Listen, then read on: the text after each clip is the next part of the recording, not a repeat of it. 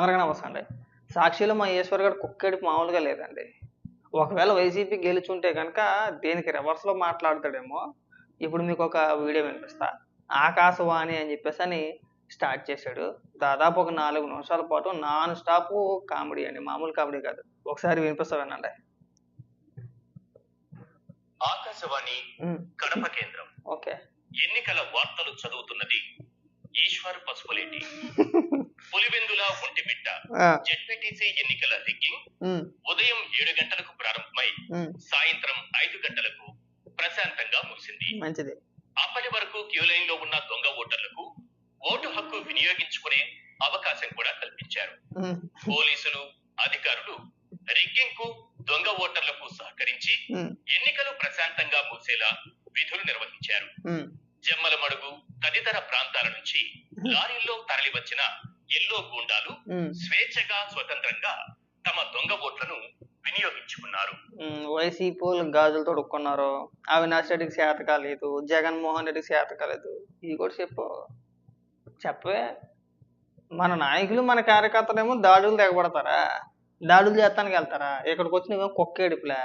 సిగ్గేమని అనిపిస్తుందా ఈశ్వర? అసలు ఇంకా ఉందండి, ఇంకా చాలా ఉంది, వినిపిస్తామేనండి. సామాన్య ఓటర్లను పోలింగ్ బూతులకు రానివ్వకుండా తరిమి కొట్టడంలో పోలీసులకు ఎల్లో గుండాలు కూడా సహకరించారు. మా ఓటు మమ్మల్ని వేసుకొనివ్వండి సార్ అంటూ కాళ్లు పట్టుకున్నా కనికరించకుండా పోలీసులు ప్రజాస్వామ్యాన్ని పరిరక్షించారు.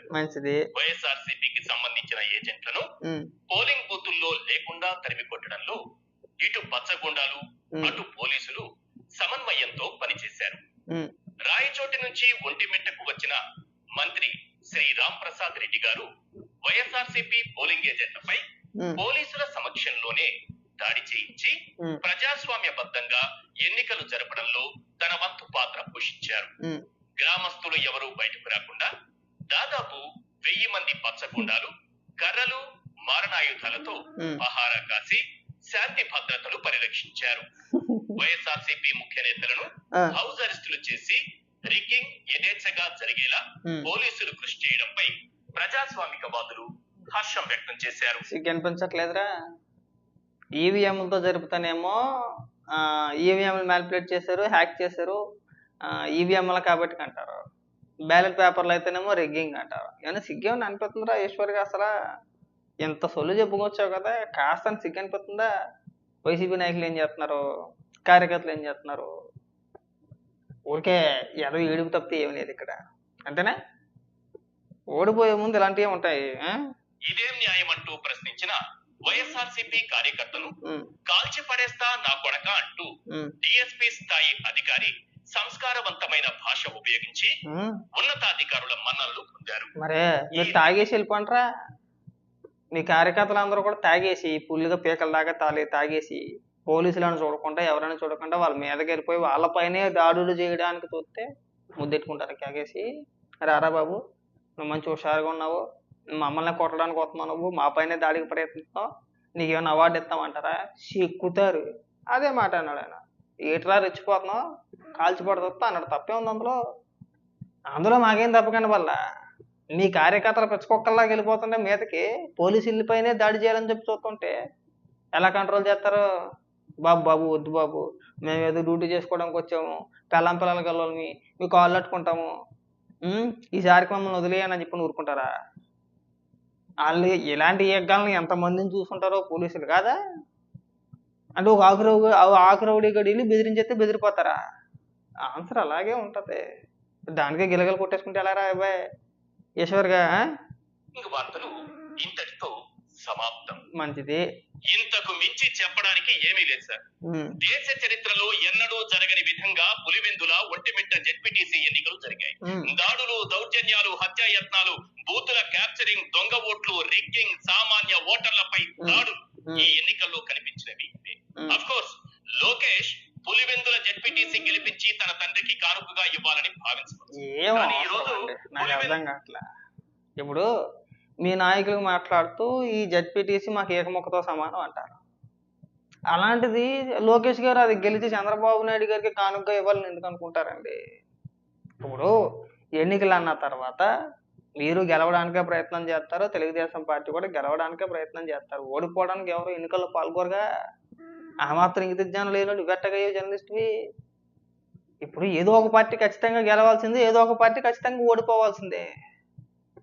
గెలవడానికి వాళ్ళ వాళ్ళ ప్రయత్నాలు చేస్తారు కదా, ప్రజాస్వామ్యబద్ధంగా నీలాగా రౌడీజం చేసి కాదు. అది గుర్తుపెట్టుకోబాక. సరే పోనీ ఆ లెక్కకే వస్తే ఇదే ప్రజాస్వామ్యం జగన్మోహన్ రెడ్డి ముఖ్యమంత్రిగా ఉండగా ఏమైపోయింది? తిరుపతి ఉప ఎన్నికలు చూసాం కదా, ఎంపీ ఏమైంది? ఎక్కడి నుంచి తీసుకొచ్చారు దొంగ ఓటర్లనే? చెన్నై నుంచి తీసుకొచ్చారా లేదా? అంతకంటే ముందు లోకల్ బాడీ ఎన్నికల్లో నోటిఫికేషన్ వచ్చింది కదా, కరోనా కంటే ముందు 2020లోని. అప్పుడేం చేశారు? అప్పుడేమైపోయింది ప్రజాస్వామ్యం? మాచర్లలో మనం చూసాం కదా, ఎంతమంది పైన దాడులు చేశారు. మీ హయాంలో మీ ఇష్టం వచ్చిన దాడులు చేస్తారా? ఇవాళ ఏం నిధులు చెప్తారా? అంటే అప్పుడు వాళ్ళు చేశారు కాబట్టి ఇప్పుడు వీళ్ళు చేశారని చెప్పి నేను చెప్పట్లా, కానీ ఈ కుక్క ఎడుపులు దేనికి అని అడుగుతున్నా. ఇప్పుడు జగన్మోహన్ రెడ్డి మాట్లాడితే మనం ఏదైతే విత్తనం నాటుతామో అదే పెరిగి పెద్ద అవుద్ది, చెట్టు అవుద్ది, కాయ కాయిస్తుంది అని చెప్పేసి అన్నాడు కదా. ఇది కూడా అంతే. పులివెందుల్లో మీకు ఎన్నో సంవత్సరాల బట్టి ఏకంగా నామినేషన్ కూడా వేయించట్లేదు కదా, అక్కడ వేయనివ్వట్లేదు కదా. వేయనిస్తున్నారా? ఇప్పుడు ప్రజాస్వామ్యబద్ధంగా పోలింగ్ జరిగింది, ఎన్నికలు జరిగాయి. దానికి ఎందుకండి ఏడుపు? మీ నాయకులు ఏం చేస్తున్నారు, మీ కార్యకర్తలు ఏం చేస్తున్నారు? అసలు ఎక్కడైనా రిగ్గింగ్ జరిగినట్టు ఏమైనా ఆధారాలు ఉన్నాయా? మాట్లాడితే ఏదో చెప్పుకొచ్చాడు మా జమ్మలమూడికి సంబంధించి ఒక మార్కెట్ యార్డ్ చైర్మన్ ఇక్కడ ఉన్నాడని చెప్పేసి అని. ఇప్పుడు మీ కార్యకర్తలు కానీ లేదంటే మీ నాయకులు కానీ బెంగళూరు నుంచి వచ్చారు, కొంతమంది హైదరాబాద్ నుంచి వచ్చారు. మరి దాన్ని ఏమంటారు? దానికి సమాధానాలు ఉండవేమో కదా. ఈ ఏడుపు తప్పితే మీ వల్ల ఎవరికి ఉపయోగపడరు అసలు. కాస్త మనం ఏదైనా మాట్లాడుతామంటే అర్థం పడుతూ ఉండాలి. మాట్లాడితే డిఎస్పీ గారి మీద పడి ఏడుస్తారు, ఆ కోయ ప్రవీణ్ గారి మీద పడి ఆయన అలా అన్నాడు, ఈయన ఎలా అన్నాడు. వాళ్ళ డ్యూటీలు వాళ్ళు చేస్తారు, ఇక ఆయన మీద పడిపోతారండి. బెటాలియన్ మొత్తం ఆయన మీద పడిపోతారు. ఇంకొక్కడు బయటకు వచ్చి వార్నింగ్లు ఇచ్చేస్తాడు, మేము వేసేస్తాం, మామూలుగా ఉండదు, మీ పేరు రాసేస్తాం, మీరు ఎక్కడ ఉన్నా సరే, మీరు రిటైర్ అయిపోయినా, సప్త సముద్రాలు దాటి అవతల ఉన్నా మా జగన్ మిమ్మల్ని ఇడిచి వచ్చేస్తాడని. ఎంతమందిని చూసుకుంటారు ఆయన సర్వీసులో ఇలాంటి వాళ్ళని. ఎంత కామెడీగా ఉంటుంది అది. నవ్వుకోరా? లోపల ఏమనుకుంటారు చెప్పనట్నా?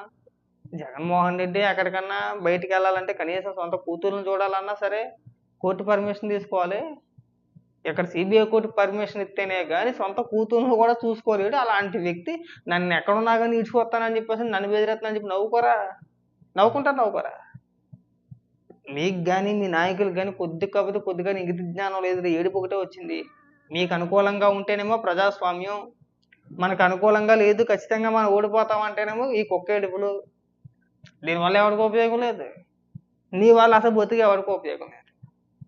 చాలా సందర్భాల్లో చెప్తానే ఉంటావు, రా అలాంటి ఏడుపులు ఆడమాకరా, సూట్ అవ్వదని చెప్పేసి అని. ఇప్పుడు నువ్వు వింటావంటే వినవు, అయ్యే డైలాగులు. ఆ ప్రాస మానేరా కొద్దిగా. వార్తనే సీరియస్గా చెప్పడం నేర్చుకో ఫస్ట్.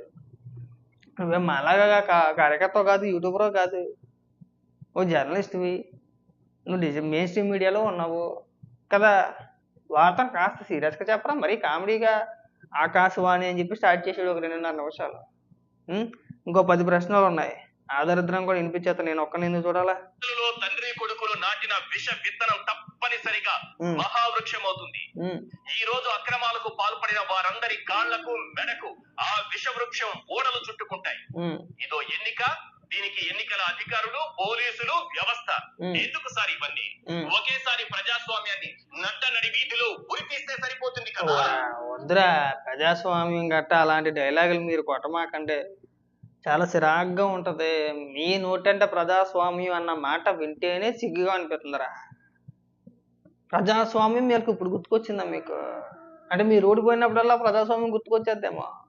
మీరు గెలిస్తేనేమో ప్రజల అభిమానంతో ఓట్లు వేసేసారు, జగన్మోహన్ రెడ్డి వీరుడు ధీరుడు, ఇంక జగన్మోహన్ రెడ్డి అన్న మొగుడు ఈ భూప్రపంచంలో ఎవడో లేడు, మామూలు మొగుడు కాదని చెప్పేసి భజన. ఎప్పుడేమో ప్రజాస్వామ్యం కూని అయిపోయిందా? కాకపోతే మీ దగ్గర ఏదైనా ఆధారాలు ఉంటే కోర్టుకి వెళ్ళండి, అలవాటేగా, వెళ్తామంటున్నారుగా.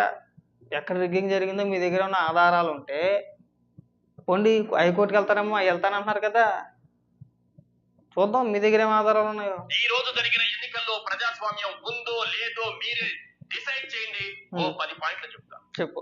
పాయింట్ నెంబర్ 1,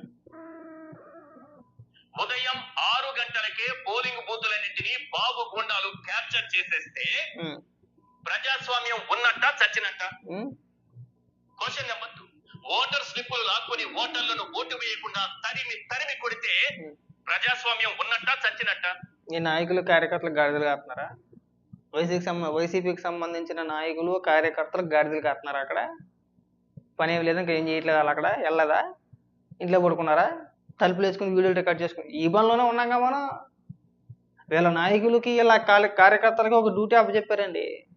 అదేంటంటే ఎలక్షన్ కోసం కాదు, పోలింగ్ సరిగ్గా జరగాలి, మీరు వెళ్ళి బూతుల్లో కూర్చోండి, ఓట్లు వేయించండి. ఇది కాదు మనకు కావాల్సింది.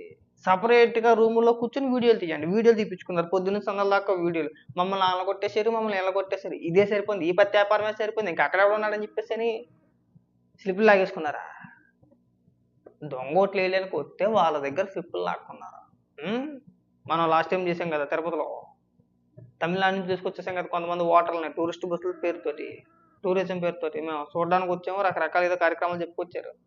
పాస్పోర్ట్ కోసం వచ్చాను నువ్వు ఒకడు, ఇంకో కోసం చెప్పిన ఒకడు, అలా తీసుకొచ్చేసారు కొంతమందిని. వాళ్ళు స్థానికులు కాదు, అక్కడ ఉన్న ఏజెంట్లు వాళ్ళని గుర్తించి వీళ్ళ స్థానికులు కాదు, అసలు వీళ్ళని ఎప్పుడు మేము చూడలేదు అని చెప్పేసి వాళ్ళ దగ్గర స్లిప్పులు లాక్కుని బయటికి పంపించేశారు. ఒక కార్యకర్త, మీ కార్యకర్తే కాస్త అతి చేస్తే 4 తగిలించారు. అది మేము ఒప్పుకుంటాం, మేము కాదని అట్లా. మీ కార్యకర్త తెలుగుదేశం కార్యకర్తలను కాలర్ పట్టుకుంటే శుభ్రంగా సిత కొట్టేసారు. ఆ మాట వాస్తవమే, కాదని అట్లా. అక్కడ జరిగింది వేరే, మీరు ప్రచారం చేసేది వేరే. స్లిప్పులు లాక్కున్నారు. ఎవరి దగ్గర లాక్కున్నారు? స్థానికుల దగ్గర. ఎవరి దగ్గర లాక్కోవాలా? ఇతర ప్రాంతాల నుంచి తీసుకొచ్చారు కొంతమందిని. దొంగ ఓట్లు వేయించుకున్నాం, మనకు అలవాటు కదా, బాగా దొంగ ఓట్లు వేయించుకోవడం బాగా అలవాటు కదా. ఆ ప్రయత్నంలో భాగంగా మీరు కొంతమందిని తీసుకుంటే వాళ్ళ దగ్గర స్లిప్పులు లాక్కున్న మాట వాస్తవమే కాదా? మీరు లాక్కోర ముద్దెట్టుకుంటారా? ఇది ఊరికి అబ్బాయి కోవాలని అడుగుతున్నా. ఎప్పుడు కూడా ఇలాంటి పిచ్చ డైలాగులు చెప్పమాకరా అబ్బాయి, చాలా చండాలంగా ఉంటుంది.